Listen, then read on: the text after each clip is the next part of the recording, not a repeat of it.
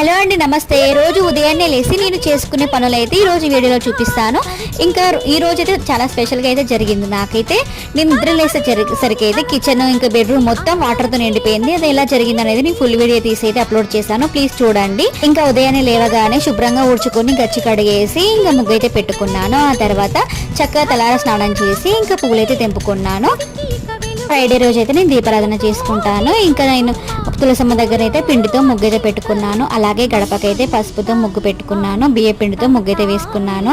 కాళ్ళకైతే పసుపు రాసుకొని ఇంకా దీపారాధన అయితే చేసుకున్నాను. పిల్లల కోసం అయితే టిఫిన్ అయితే రెడీ చేయాలి. ఇప్పుడు చట్నీ చేశాను. ఈరోజు టిఫిన్లోకి అయితే దోశ అయితే చేశాను. పిల్లలకైతే టిఫిన్ అయితే తినిపిస్తున్నాను. పిల్లలైతే టిఫిన్ తినేసి స్కూల్కి అయితే బయలుదేరిపోయారు.